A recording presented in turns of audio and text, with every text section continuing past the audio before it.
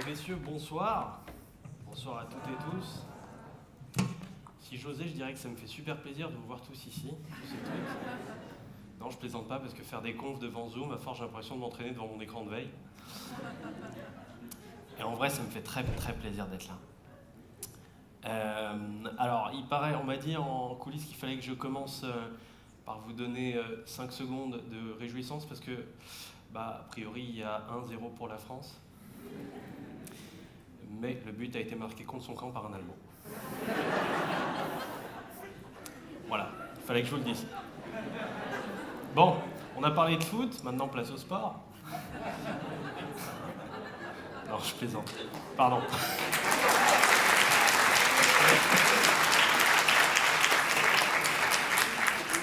Pardon, je suis désolé. L'occasion était trop belle.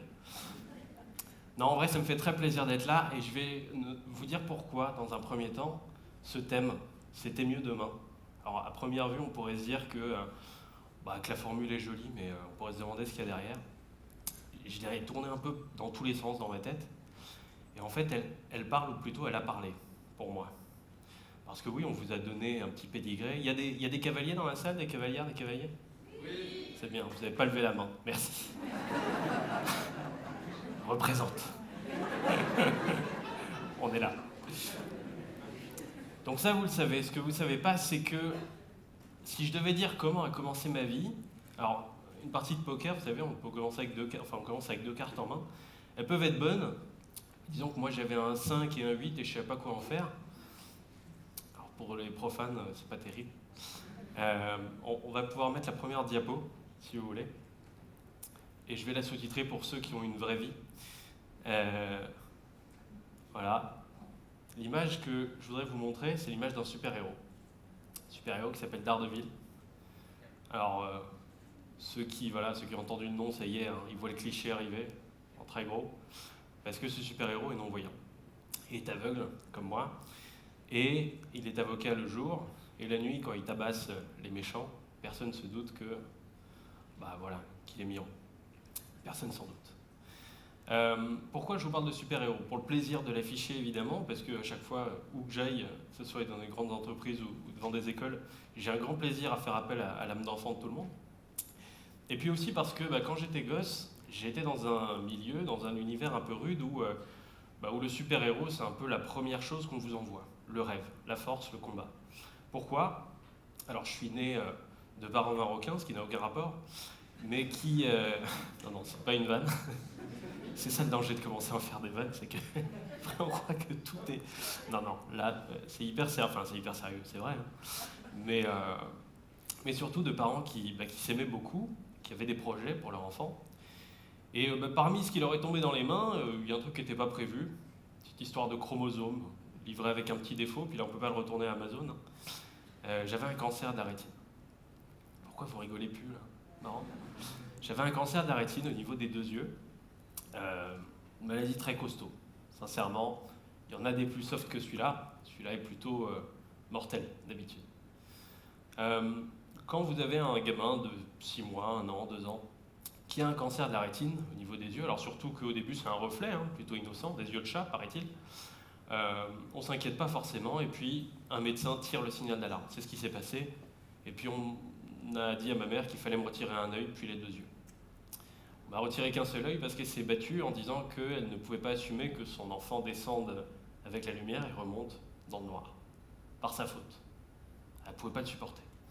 Alors on m'a soigné, et puis j'ai eu une chance incroyable, parce que pour ceux qui ont écouté, c'est qu'à 16 ans que j'ai perdu la vue. Donc j'ai pu voir pas très bien, clairement pas bien. Fermez l'œil gauche, et vous regardez à droite dans une paille, faites-le, je ne me foutrai pas de vous. À droite, vous regardez comme dans une paille, vous voyez le générique de 007 au début, quand vous avez l'espion qui vaut. Moi, je voyais que le centre. Clairement, je voyais que ça. Ma vie, ça a été une pellicule de cinéma pour ça. Donc ça ne sert pas à grand-chose pour conduire, c'est mort. Pour marcher dans la rue, c'est pas évident. Et puis, là où ça sert bien, c'est pour regarder la télé et jouer à la console. Et alors, gros coup de bol, on m'a offert une console assez tôt, dis donc. Alors, les parents, des copains qui disaient, mais vous voyez, les parents des non-voyants, là, ils lui ont offert une console de jeu, une Nintendo, ils sont complètement cons. Non, c'est génial.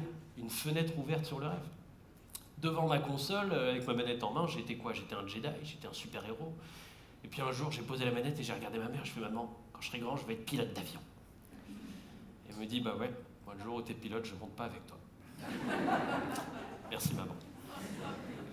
À côté de ça, j'étais scolarisé dans un milieu plutôt ordinaire, plutôt classique, avec un enseignant qui d'abord connaissait le braille, pratique pour me l'apprendre.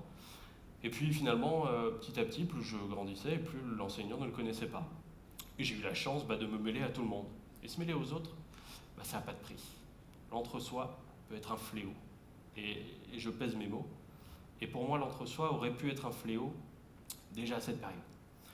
Alors, je vous épargner quelques détails relativement peu intéressants, mais aux alentours de mes 9, 10, 11 ans, j'étais pas très bien dans ma peau.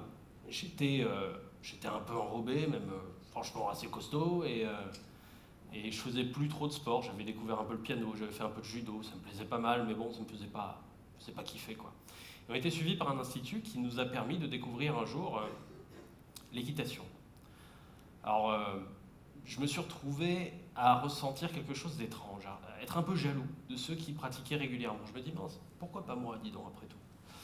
Alors, on a été faire cette journée, on a été mis entre les mains des cavalières et cavaliers passionnés de ce club, qui n'étaient pas diplômés, c'était des licenciés là-bas, qui nous ont fait découvrir leur poney. J'ai passé un après-midi fabuleux avec une nana que je ne connaissais pas, qui m'a expliqué à quel point son poney était photogénique.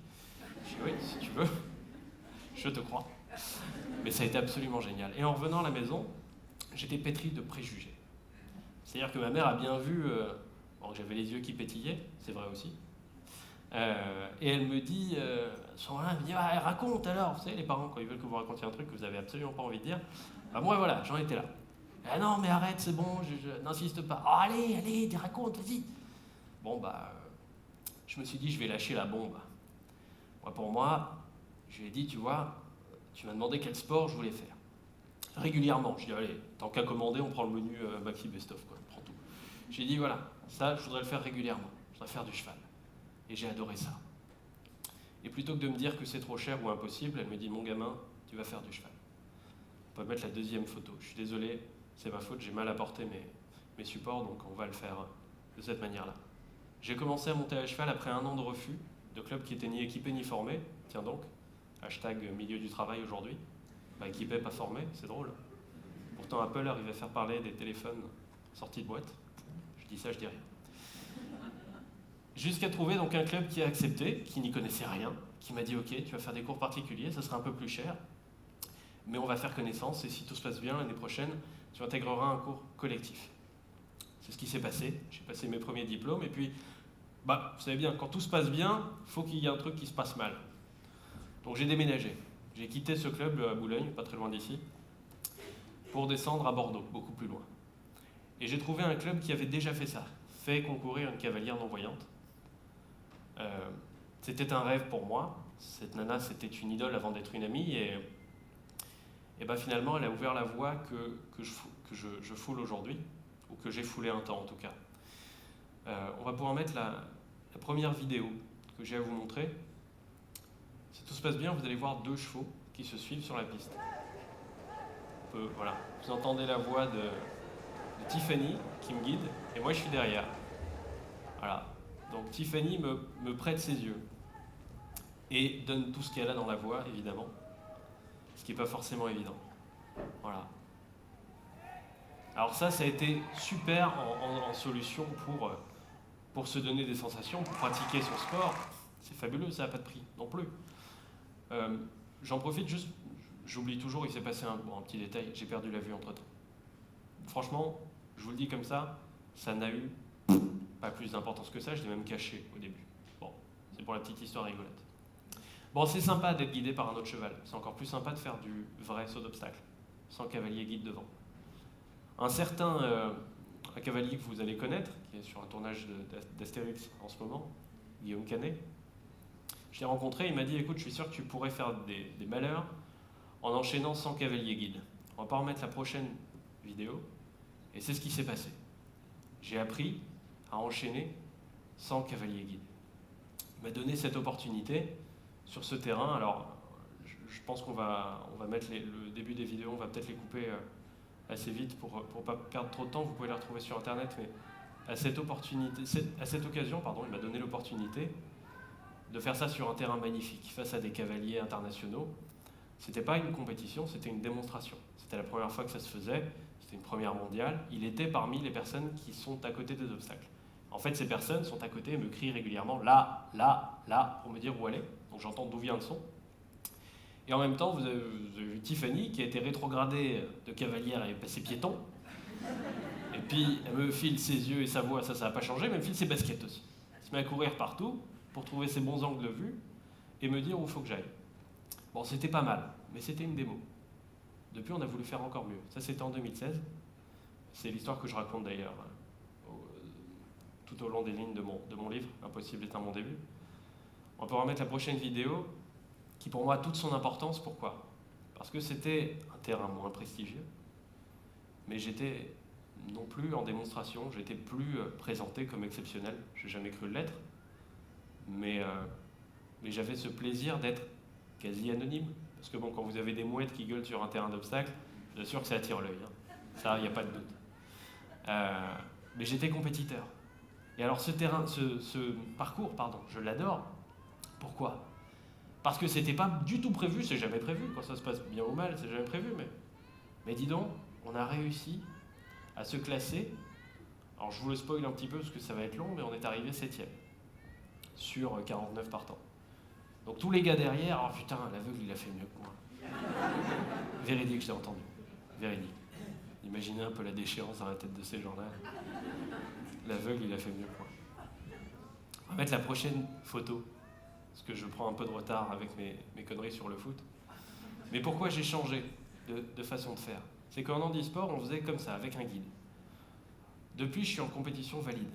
Pourquoi? En 2015, un jour, on nous annonce que la discipline n'existe plus. Je reste sur le foot, imaginez-vous. Au réveil, un matin, on vous dit la Ligue 1, ça n'existe plus. Alors d'habitude, il y en a qui font « ouais ». Non, nous, c'était pas ça. Alors, deux solutions. Netflix, Nutella ou revue d'effectifs et on attaque. Et c'est ce qu'on a fait. Et c'est comme ça que je me suis entraîné à être avec d'autres cavaliers valides et avec des personnes qui me guident à la voie.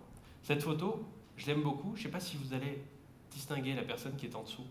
Alors celui qui est au-dessus, c'est moi. On n'est pas sur des obstacles à 1 mètre, 1 mètre 10 comme je vous ai montré jusque-là. On est sur un gros machin à 1 mètre 40. C'était un des plus gros sauts que j'ai fait de ma vie et c'était sur une épreuve de puissance, de concours de saut en hauteur qu'on ouvrait au profit d'une asso. Et le bonhomme qui est comme ça, qui saute à ma place, en dessous, c'est Guillaume Canet, qui me guidait sur le dernier obstacle. Et j'adore cette photo parce qu'il croit vraiment qu'il va le faire à ma place. J'adore. Ça, à côté de tous les terrains de concours, vous verrez un coach qui cramponnait la barrière et qui saute à la place de son élève. Et là, moi, j'avais Guillaume, c'est un peu la classe. Pourquoi j'aime beaucoup cette photo? Parce que je vous ramène à mon super-héros du début. J'étais au milieu d'un terrain où, à la fin de cette soirée, je vous le spoil un petit peu parce que je ne l'ai jamais raconté à personne. Si ça sort, ça viendra de vous. Mais j'ai des cavaliers qui sont venus me voir en me disant, un peu alcoolisés, cavaliers 5 étoiles, donc de très haut niveau, qui viennent me voir. Ah, mais t'es des nôtres en fait, ah, mais tu fais comme nous. Ah, mais t'es un enfoiré parce que toi, tu le fais les yeux fermés. Génial. Être reconnu par ses copains, par les gens qu'on admire. De cette manière-là, il n'y a pas plus beau. Alors un super-héros, sur le papier ça fait rêver. On va mettre la prochaine photo. Dans la réalité, ça peut ressembler à ça. C'est bien, c'est qu'avec vous, je sais qu'on s'est affiché. C'est cool. Oui, ça peut ressembler à ça. Alors c'est aussi impressionnant que ridicule. Oui, d'accord, j'ai trouvé cette photo sur Internet. Vous pouvez la trouver aussi. Pourquoi? Parce qu'il y a du boulot avant d'être le héros qui, lui, de mille feux, qui sauve le monde. Et puis bon, dans la réalité, il y a des sacrifices à faire. Là, ce gars-là, dans l'armure, elle n'est pas encore peinte, il n'y a pas toute l'apparence.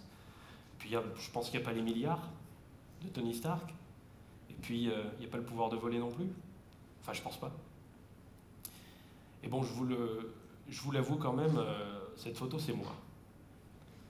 Pendant le confinement, je me faisais chier, j'ai voulu acheter une imprimante 3D, j'en ai acheté 3, et je suis en train de me fabriquer l'armure d'Iron Man.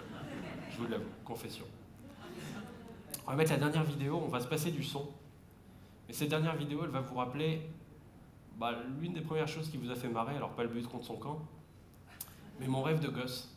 Parce qu'entre-temps, j'ai été kinésithérapeute, journaliste, auteur, cavalier. Je rêvais d'être pilote d'avion. Alors le mec qui est aux commandes, en place gauche, c'est moi. J'ai un instructeur à ma droite. L'avion est en double commande, rassurez-vous. Et la personne qui filme à l'arrière, c'est ma mère. On décollait de Saintes, il y avait ma sœur à sa gauche. On décollait de Saintes, on a été faire des tours autour de Fort Boyard. Et puis quand on était bien stabilisé, au-dessus de l'eau, ça bouge plus, je me tourne vers elle et je lui dis, tu vois, maman, je t'ai fait monter dans mon avion. Voilà. Il y a des façons de faire, il y a des moyens d'y arriver. À 1000 occasions, dans tout ça, on aurait pu se planter. Et encore, j'ai allègrement overshooté les 11 minutes, mais il y aurait eu des moyens de se planter, et dans beaucoup d'autres choses que je vous raconte, par ailleurs, si ça vous intéresse, dans mon livre et dans bien d'autres interviews. On aurait pu se planter, on aurait pu se louper, j'ai failli dire se cracher, mais bon, là c'est pas très heureux vu la dernière image que je vous montre.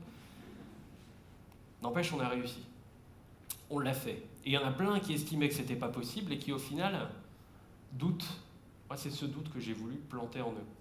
C'est ce doute qui jouait contre moi au début, qui finalement a été mon meilleur allié. Daredevil, on l'appelle l'homme sans peur. Moi, la peur, je pense qu'elle est importante. Je pense qu'elle est importante si on ne lui laisse pas les commandes. Et c'est ce que j'ai essayé de faire tout au long de ma vie, c'est ce que j'essaie de faire encore aujourd'hui. Surtout pas lui laisser les commandes. Parce que c'est là qu'on finit par pousser le manche et plonger dans l'eau. Il y a un risque. Il y a un risque, il y a un danger. Le danger, il ne faut pas l'accepter. Le risque, moi, c'est mon pote. Et je finirai en vous disant cette phrase que j'aime beaucoup, que je dis assez souvent, parce que moi, c'est un peu devenu mon mantra. Mais à propos du risque, pour moi, prendre le risque d'échouer, c'est ni plus ni moins que se donner une chance de réussir. Et je vous remercie.